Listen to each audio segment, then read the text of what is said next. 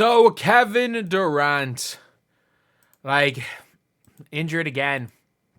And it's annoying because he's had such a good start to the season. They say that there are some people that defeat Father Time's undefeated. I mean, Kevin Durant is almost defeating Father Time.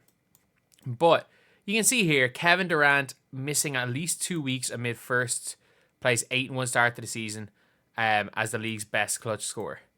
And it's a calf injury.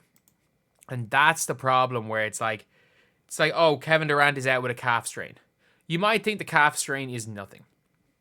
He suffered a left calf strain and be reevaluated in 2 weeks. Durant suffered the injury during the win over the Dallas Mavericks, a game he finished with 26 points. The Hall of Famers start averaging 7.6 points, and they have an 8-1 record. He and Jokic are the only players shooting 55% from the floor, 40% from three, and averaging 25 a game. There is a big problem. What happened the last time Kevin Durant had a calf strain? I still think it was irrelevant, by the way. I think it was just a fluke. I think it was an absolute fluke that Kevin Durant tore his Achilles. I don't think it had anything to do with the calf strain. I think it was just a crazy injury. I don't think he had an Achilles injury beforehand because they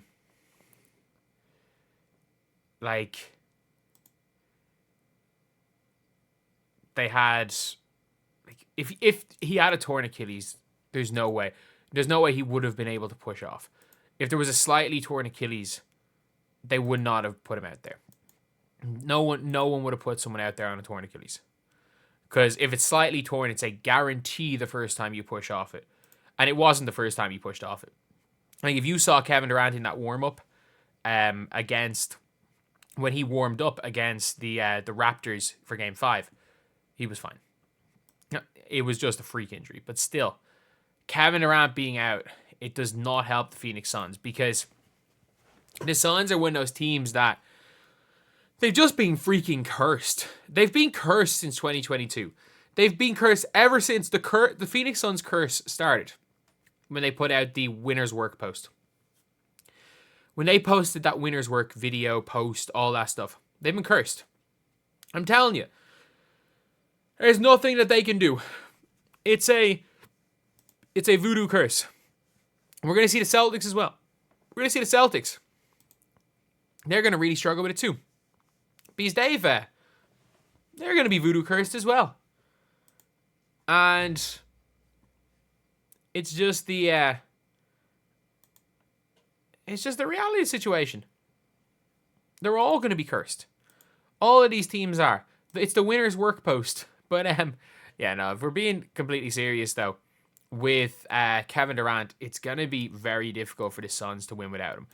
A positive for the Suns is, yes, they got Tyus Jones in free agency, and Ryan Dunn learned how to shoot the ball.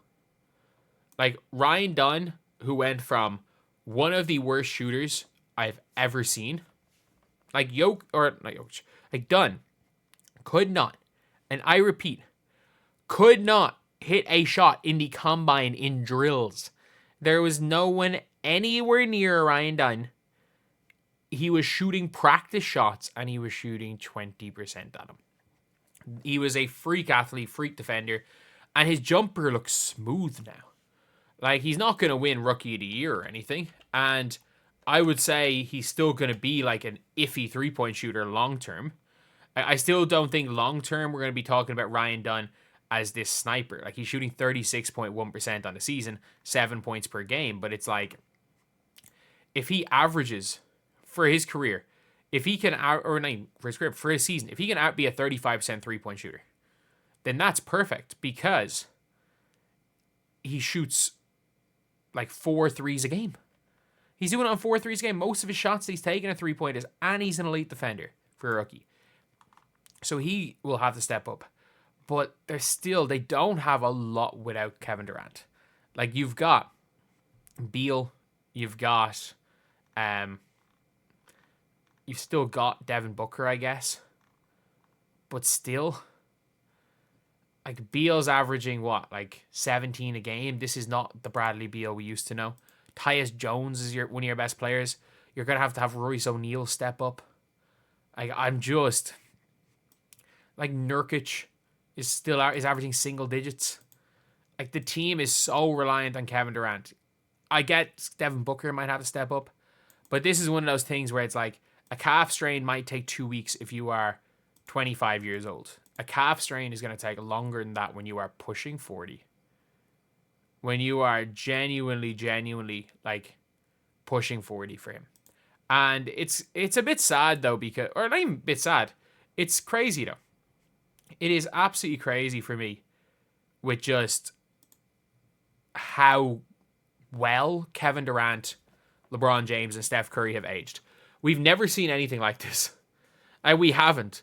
Like, they're all the same age as like post Achilles tear Kobe Bryant, if not older.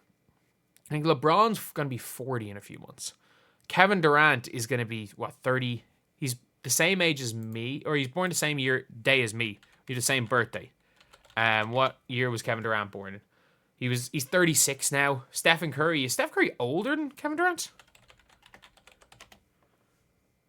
Yeah, Steph Curry's, he's like a year older than Kevin Durant. Did not realize that. Fair, he did do 3 years in college. Well, not a year, 6 months older. But like Steph's going to be 37 soon. Kevin Durant is 36. I can't remember when we've seen longevity like this. Like, you might have seen like Jordan in the 90s, but not when you can argue they're 3 of the 7 best players in the world. And yeah, I do think the Sun are going to struggle.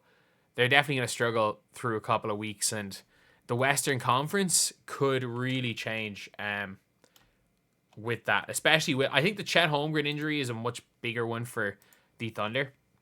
But with the way it is right now, the Suns are 8-2. If the Suns go and start to lose a couple of games, you can very, very quickly drop into that. Like, you can very quickly, if you're like the Mavs, go on a bit of a win streak and get into that top 4. And you can very quickly, if you lose 2 or 3 games, suddenly the Nuggets are ahead of you, the Grizzlies are ahead of you, the Lakers are ahead of you. So it's going to be a bloodbath, that Western Conference. Like, I'm looking through the teams, and all of the top 11 teams are good in the West. And you can argue the Spurs are decent.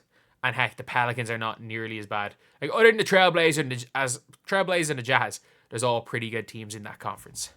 So, yeah, let me know what you guys think in the comment section below. Do you guys think that it's a big deal with Kevin Durant injury? Do you guys think it's going to change much for the Sun? Or do you guys think it's going to just be a routine injury and he's going to be back in 2 weeks? Or do you think it's going to be longer? Let me know in the comment section below.